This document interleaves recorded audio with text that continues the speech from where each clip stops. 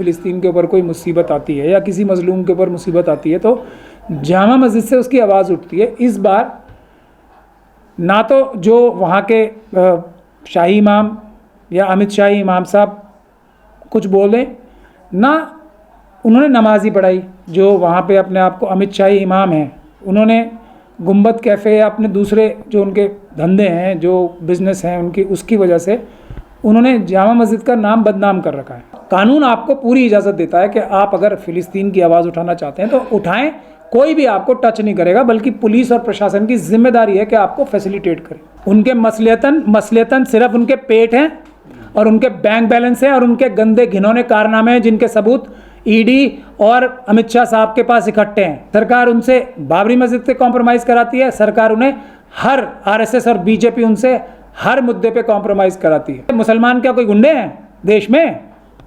क्या है मुसलमान? सबसे ज़्यादा सब्र और तहम्मुल से इस वक्त कोई कम्युनिटी काम कर रही है तो मुस्लिम कम्युनिटी कर रही है। ये हमारे जो कायद बने बैठे हैं, इनकी साजिश में शामिल है ये कि ये दिखाएं कि भारत में फ़िलिस्तीन की आवाज़ नहीं उठ सकती।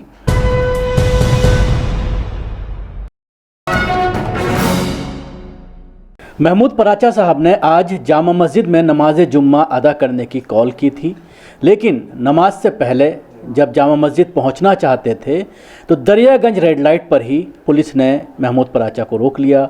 वो पूरा वीडियो आपने हमारे चैनल पर देखा होगा, जो पुलिस से बहस हो रही है। महमूद पराचा पुलिस से मालूम कर रहे हैं कि आखिर किस वजह से आप मुझे नहीं जाने दे रहे हैं, मैं नमाज़ पढ़ने जाना चाहता हूं, देखने जाना चाहता हूं। और उसके बाद कई घंटे तक पुलिस इनको ले गई, बवाना थाने तक लेकर गई और अब छोड़ा है। हम बात करेंगे महमूद साहब से, क्या कहना चाहेंगे, क्या हुआ था पूरा मामला और कहाँ लेकर गए थे?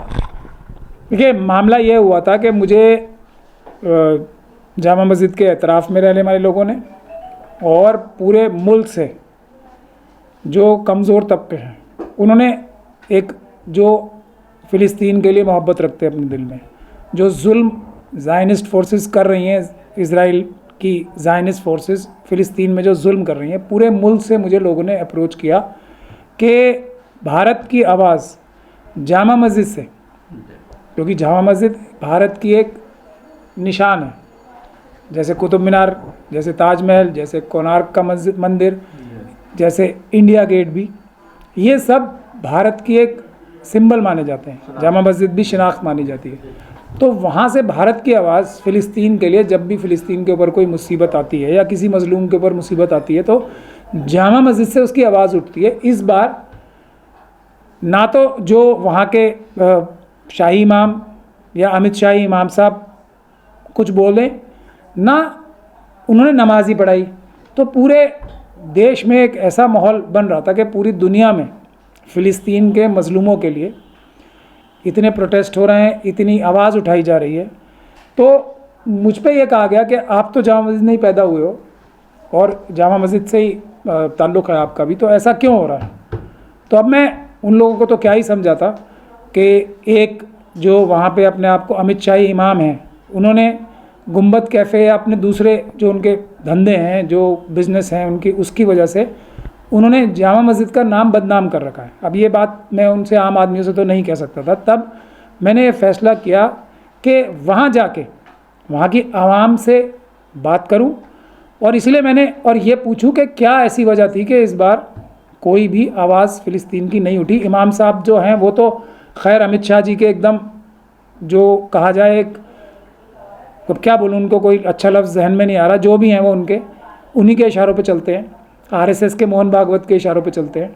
तो वो आवाज़ नहीं उठाएंगे, बल्कि नमाज ही पढ़ाना उन्होंने, इस बार भी शायद आज भी नमाज नहीं पढ़ाई उन्होंने। तो ये एक दबाव है उनके ऊपर, दबाव है या लालच है, जो भी है। तो ये उससे पूरी दुनिया में बहुत बुरा मैसेज जा रहा है कि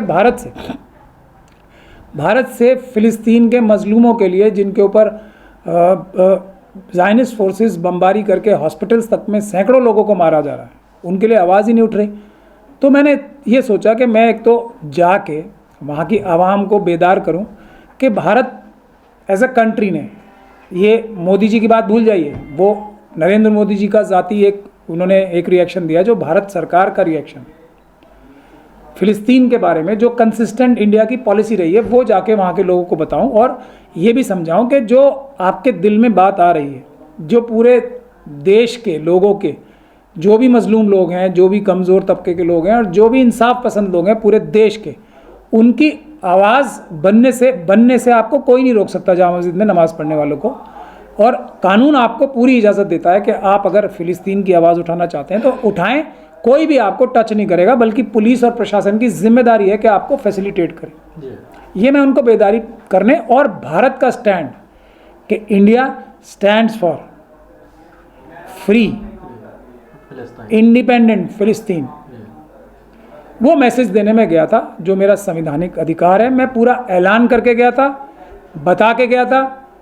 और उसके बाद भी जब मुझे वहाँ से एक तरीके से जो अबडक्ट किया गया, आप लोगों ने सबने वीडियो देखी होगी।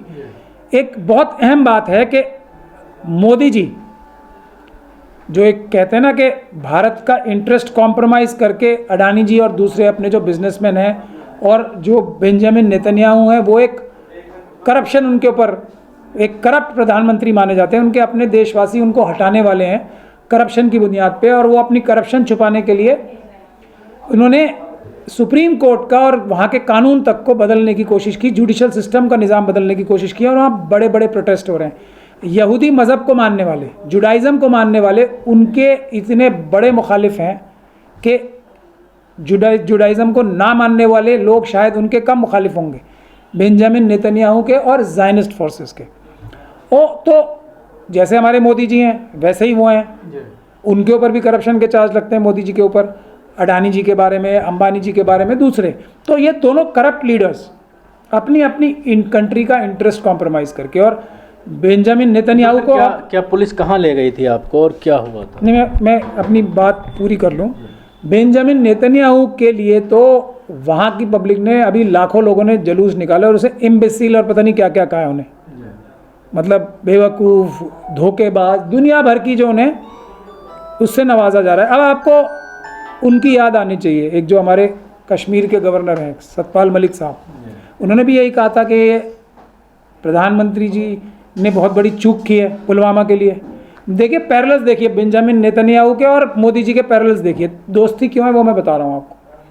तो अब जो ये हमास ने जो ये हमला किया था, उसके लिए जो अपने आप को यहाँ पे 56 इंच की छाती बताते हैं, वहाँ पे उन्होंने मिस्टर सिक्योरिटी अपना नाम रखवाया हुआ है, अपनी जो फ्रॉड मीडिया है उनके थ्रू, और अपने जो चाटुकार हैं वहाँ पे उन्होंने अपना नाम क्या रखवाया है, मिस्टर सिक्योरिटी। यहाँ पे क्या रखवाया है, 56 इंच की छाती। तो ये 56 इंच की छाती भी फेलियर हो गई, पुलवामा हो गया, और उस जगह जो इजराइल है वहाँ पे वो मिस्टर सिक्योरिटी ख़त्म हो गए। तो वहाँ पे जो बड़े बड़े प्रोटेस्ट हो रहे हैं उनके फेलियर के और इनको ये कहने के तुमने पूरे देश को धोखा दिया, वही प्रोटेस्ट मोदी जी के भी खिलाफ हो रहे हैं यहाँ पे। लेकिन यहाँ की मीडिया कुछ ज़्यादा कमज़ोर है, क्योंकि क्रिमिनल मीडिया है, आप ही लोग असली मीडिया हो, तो उतनी बड़े लेवल पे प्रोटेस्ट नहीं हो रहे। तो ये हमारा मेन मकसद था कि हम दुनिया को दिखा दें कि भारत के लोग फ़िलिस्तीन के साथ खड़े हैं, और दुनिया की कोई ताकत हमें फ़िलिस्तीन के साथ खड़े होने से रोक नहीं सकती, फ़िलिस्तीन के मजलूमियत का साथ देने से नहीं रोक सकती। ये हमारा मैसेज है। वो कह रहे हैं मसलिहतन हम लोग नहीं कर रहे हैं, ऐसा अगर होगा हंगामा हो जाएगा, गोली चल सकती है, मुसलमान मर सकते हैं, 2024 आ रहा है, एक मुद्दा मिल जाएगा बीजेपी को। उनके मसलियतन सिर्फ उनके पेट हैं और उनके बैंक बैलेंस हैं और उनके गंदे घिनौने कारनामे हैं, जिनके सबूत ईडी और अमित शाह साहब के पास इकट्ठे हैं। और उनके जो मसलियत हैं वो हैं जो वो दुनिया भर से 2 नंबर के धंधे करते हैं। मुझे मजबूरी में ये सब बातें कहनी पड़ती हैं, और उसके लिए सरकार उन्हें खुली छूट देती है, सरकार उनसे बाबरी मस्जिद से कॉम्प्रोमाइज़ कराती है, सरकार उन्हें हर आरएसएस और बीजेपी उनसे हर मुद्दे पे कॉम्प्रोमाइज़ कराती है। ये कौन से मुसलमान, क्या कोई गुंडे हैं देश में? क्या है मुसलमान? सबसे ज़्यादा सब्र और तहम्मुल से इस वक्त कोई कम्युनिटी काम कर रही है तो मुस्लिम कम्युनिटी कर रही है। बाबरी मस्जिद के बाद कोई प्रोटेस्ट किया मुस्लिम कम्युनिटी ने? क्यों नहीं किया? करना चाहते थे पीसफुल प्रोटेस्ट। इन जो हमारे जो एक तरीके से गद्दार हैं, आरएसएस के एजेंट्स हैं, उन लोगों ने नहीं करने दिया ना पीसफुल प्रोटेस्ट। बाबा साहब डॉक्टर भीमराव अम्बेडकर ने जो संविधान बनाया ना, उसमें हमारा हक है अपनी आवाज़ बुलंद करना, ताकि सरकारें अपना रवैया ठीक करें, ताकि जजेस अपना रवैया ठीक करें, इसलिए पीसफुल प्रोटेस्ट होते हैं। जजेस को पता लगे कि आवाम क्या सोच रही है, सरकारों को पता लगे आवाम क्या सोच रही है। कायदीन नहीं कह रहे हैं प्रोटेस्ट करने के लिए, तो आम लोगों को तो आना चाहिए। एक दर्द जो मिल्लत का दर्द है, मुसलमानों का दर्द है, बच्चे मारे जा रहे हैं, जिस तरह की भयावह वीडियो वायरल हो रही हैं, कोई भी बाप देख करके जो है वो परेशान हो उठता है, तो आम जनता क्यों नहीं आ रही है? आम मुसलमानों में क्या डर है? ये मसलियतन बोल बोल के ये आज जो हम इन्हें कायद मानते हैं, इसलिए तो मैं कह रहा हूँ ये कायद जब तक हैं जब तक आवाम की नुमाइंदगी कर रहे हैं, आवाम करना चाहती है। क्यों आज जामा मस्जिद को छावनी बना दिया गया? क्यों मुझे एबडक्ट करके कितने घंटे हो गए, 12:30 बजे से लेके और 7 बज रहे हैं, क्यों मुझे एबडक्ट करके रखा? क्यों रखा? मैं तो एक अकेला तन्हा आ गया था ना, वहाँ पे एक ही आदमी गया था ना। क्या मेरे अकेले के फ़िलिस्तीन के सपोर्ट में भारत और फ़िलिस्तीन का रिश्ता बताने से कोई फ़र्क पड़ जाता? नहीं, वहाँ का लाखों आवाम ये वहाँ पे होता मेरे साथ, और प्रोटेस्ट नहीं, हम आवाज़ उठाते फ़िलिस्तीन के मजलूमों के लिए, कोई नहीं रोक सकता था। ये हमारे जो कायद बने बैठे हैं, इनकी साजिश में शामिल है ये कि ये दिखाएं कि भारत में फ़िलिस्तीन की आवाज़ नहीं उठ सकती। नहीं उठाना चाहते लोग। जो आप सवाल पूछ रहे हैं बहुत जेन्युइन है कि आम आवाम क्यों नहीं उठा रही। आम आवाम उठाना चाहती है, ये उनकी आवाज़ दबाने के लिए साजिश। देखने में ही आया है, आप कह रहे हैं पीसफुल प्रोटेस्ट। ख़ास तौर से अगर हम दिल्ली की बात करें, अहमदाबाद में भी आज बड़ा ज़बरदस्त झड़प हुई है, गिरफ्तार किया गया है जो भी प्रोटेस्ट करने की कोशिश कर रहे थे। 2 दिन पहले भी जंतर मंतर पर कुछ लोगों ने कोशिश की थी, उनको भी हिरासत में ले लिया गया। वो वीडियो भी आपने देखे होंगे। अगर सोशल मीडिया पर कोई लिख भी रहा है आई सपोर्ट फ़िलिस्तीन, तो उसको गिरफ्तार कर लिया जा रहा है। खासतौर से बीजेपी शासित राज्यों में, वो कर्नाटक में भी इस तरह का हुआ है जहाँ पर कांग्रेस की। मैं ये कह रहा हूँ ना, जो ये काम कर रहे हैं वो गैर कानूनी काम कर रहे हैं, हम उनके खिलाफ कानूनी एक्शन लेंगे। मैं इसीलिए कह रहा हूँ ना, जिसको प्रोटेस्ट करना है मुझे बुलाए, मैं आऊँगा, मैं लीड करूँगा या मैं साथ रहूँगा। जिसको पीसफुल प्रोटेस्ट करना है फ़िलिस्तीन के मजलूमों के लिए, पूरी दुनिया में प्रोटेस्ट हो रहे हैं, कहाँ माहौल ख़राब हो रहा है। पूरी दुनिया को मैसेज मिलना चाहिए कि पूरी दुनिया की आवाम, अमन पसंद, इंसाफ पसंद आवाम इस वक्त फ़िलिस्तीन के मजलूमों के साथ है। आप मुस्लिम लीडरशिप को हमेशा निशाना बनाते हैं। कल आपकी निगाह से गुजरा होगा, एक कॉन्स्टिट्यूशन क्लब में एक प्रोग्राम था जिसमें जमात इस्लामी थी, जमीयत अहले हदीस भी थी, मौलाना महमूद मदनी भी थे, जमीयत की भी थे, बहुत सारे, और कुछ एमपीज़ भी थे, फॉर्मर और हालिया एमपीज़ भी। तो आवाज़ तो उठाई जा रही है, वहाँ बैठ कर के डिस्कस किया गया और कहा गया कि हम फ़िलिस्तीनी आवाम के साथ हैं। ये तो उनके अपने एजेंट हैं ना, सारे अपने एजेंट हैं। उनकी आवाज़ तो इसलिए उठा रहे हैं कि मुंह दिखाई के लिए हो जाए। आवाम उठाना चाहती है ना आवाज़, क्यों नहीं आगे बढ़ के उनको लीड कर रहे? अभी पता लग जाएगा सब। मैं आज आपके माध्यम से और सब जगह प्रेस में आह्वान कर रहा हूँ, जिसे जहाँ पीसफुल प्रोटेस्ट करना हो फ़िलिस्तीन के हक़ में, और मैं अपने जो रिलीजियस यहूदी भाई भी हैं इंडिया में, उनको भी गुजारिश कर रहा हूँ वो भी आए हमारे साथ और इस ज़ायनिस्ट रजीम के ख़िलाफ़ प्रोटेस्ट करें हमारे साथ खड़े होकर। मैं अपने SC ST OBC भाइयों को भी, सारे अम्बेडकराइट भाइयों को और बहनों को भी गुजारिश कर रहा हूँ कि आएँ, फ़िलिस्तीन के मजलूमों की आवाज़ उठाएँ। मैं कर रहा हूँ ना अब शुरू। अब ये लोग रोकें, कितना रोकेंगे? जमीयत के ज़रिए आज एक आह्वान दिया गया था 1 दिन का रोज़ा रखने की, फ्राइडे को, और दुआ करने का, और मसाजिद में दुआ भी हुई। उस पर कुछ कहना चाहेंगे? रोज़ा भी रखें, मसाजिद में दुआ भी करें और पीसफुल प्रोटेस्ट भी करें, और करना पड़ेगा, वरना अपने ओहदे छोड़ो, पब्लिक आ रही है, करना पड़ेगा प्रोटेस्ट।